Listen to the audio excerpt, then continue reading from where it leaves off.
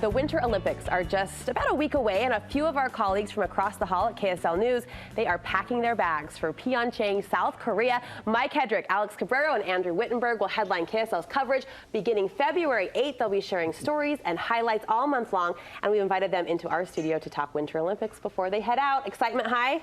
Way high. Yeah? Can't wait. Yeah, we've been planning for months and months, and it's like, let's go already. Let's do this. Go. Yeah. Well, it's an awesome assignment. You guys are an awesome team to pull it off, but I think people would be shocked to learn how hard you work when you're over there. I mean, it's fun to be there. You can't deny that. But what kind of hours do you guys put in, Mike? Well, having not done this before, I'm a rookie at this. So from what I've seen, I mean, it's you can be putting in 16-hour days if I'm right. And so our job is to go out there, work as hard as possible, and make it look like everyone wants to be out there with us. And we do. We're excited to be out there, but it's a lot of hard work. Yeah, that's what I know. Alex, we see you all hours of the day out there shooting and editing. They're like 15, 16, 17-hour days for 20, 21 straight days.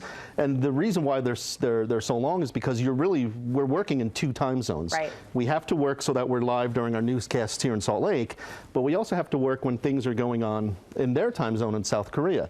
So that's why the days are so long. But you know, by the end, you're sick of hearing the Olympic music. I don't want to see any more rings. I'm done.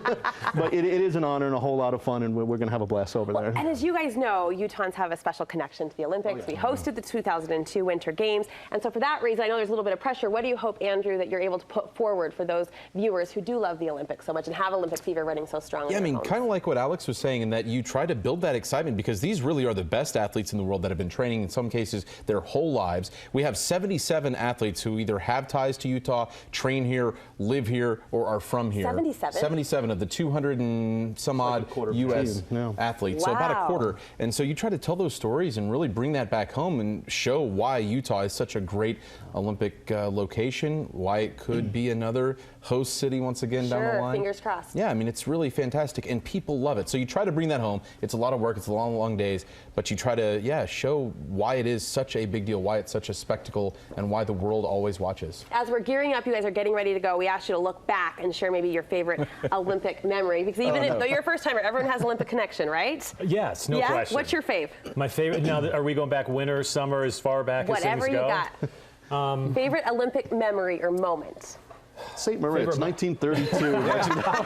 I believe it was Paris, 1924. I remember growing up back in the 80s, and I remember it was with Carl Lewis back in when it was in LA in the Summer Games. And I remember Carl Lewis. I mean, everyone's like, man, look at this guy, how fast he is and how athletic he was. And so we used to, when I was a kid, after watching the Olympics, when they were in LA, we'd go in the backyard and we'd build our own. We'd make hurdles. We'd make a high jump and different things, and we'd compete. You jump off of, you jump off of the ground, you clear a string, and then you land on a mattress. That was our version of the high jump. Lewis Headrick. Yes, exactly. I love it. But that was inspiring to me as a kid. I love that. Alex, favorite Olympic memory? You know, before actually coverage of doing the Olympics, I think the Dream Team, the basketball team in '92, when we had our best basketball players, that as a kid, I remember that was so cool that we beat the crap out of everybody because of putting our professional guys there. That was fun. But then coverage of the actual Olympics, I think I sent your producer a photo. This is back in Beijing. This is during the 2008 Summer Games, and this is when Team China was playing on television. And we were just at a mall, but they loved their Chinese basketball team. And this mall was like 7, 8 levels, and they had monitors in the mall. Look at everybody. And everybody stopped. Even the store workers stopped, and they all came out to watch Team China play basketball. Oh, that's a moment. And that was just to see that and to experience that was like, the Olympics are a big deal, not just for us, but around the world. Right, and just, I mean, and every time a basketball scorer, Yao Ming, who's an NBA player, played for Team China. And every time he would score, they went nuts. And the sound inside that mall was like being, where the Jazz play there at what is it now? Vivint Smart Home Arena. Just the yelling of it was just, in a was public cool mall. Yes. That's awesome. Just regular public mall. It was pretty cool to see that. Andrew, what about you? Rio was my first Olympics to cover, so a lot of great memories being with Alex and the crew that we had there. I would say it was the people on that side of it. You meet so many wonderful people. Christ the Redeemer, amazing to see one of the 8 wonders of the world and to be there. It's amazing. It really is. There's Ashley Kewish and Alex Cabrero there at Olympic Park. We just had a wonderful time. Great crew there for that Olympic Olympics, but growing up, I would say it was the 1996 games in Atlanta. I grew up in Nashville, 96 in Atlanta, just down the road from where I grew up. My dad and I went down to see USA Baseball play against Japan. USA Baseball lost. I think they lost like 13-4. Not a very good game, but I'll always remember that memory with my dad going to see the Olympics. Hometown connection too, like we did back in 2002. Exactly. That's awesome. Well, you guys have been doing your research, I know. You've been putting in the prep, and I understand that involves some time on the ice. A little bit. What went down? Explain. Roll the tape.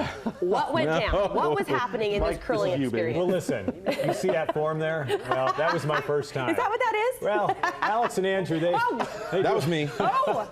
They do a lot of sweeping at home, and so we had them as the sweepers. Actually, the way we had it split up, Andrew and I were on a team, and Alex actually had an Olympic athlete with him. You guys, what are you doing? Is there any curling? This is curling. Look at that. It's a very exciting game. Did anything surprise you about the sport? Because curling kind of gets made fun of a little bit. Well, I don't know. Did anything?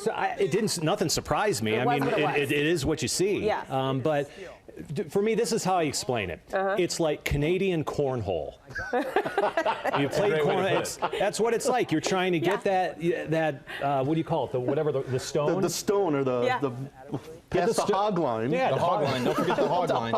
You had your game face on. You were like intent. You were I was into with that. Derek Parr in Olympia. He got pretty serious. He's pretty good. Pretty serious, yeah. Well, wherever you go, wherever the Olympics are held, food is always part of the cultural experience. We've brought in a taste. Okay. If we can. And Andrew, let's head over here. Okay. I know you got an early taste, right? Researching this? Absolutely. What have you eaten already? I tried a little bit of this. I believe this is the spicy pork. This would be the like a bulgogi, I believe is what it's called here. Yeah. Yeah, it was delicious. It's like what you think of when you hear the term Korean barbecue, which a lot of people love. Some great restaurants here in Utah. You've got the dumplings, a little bit of steak, and the noodles. I forget what they're called. That may be like a soba noodle like you'd see in China. The kimchi, which is the marinated and fermented cabbage. See, that's where I get a little nervous. Those are two words I like combined. This is cabbage. Who doesn't?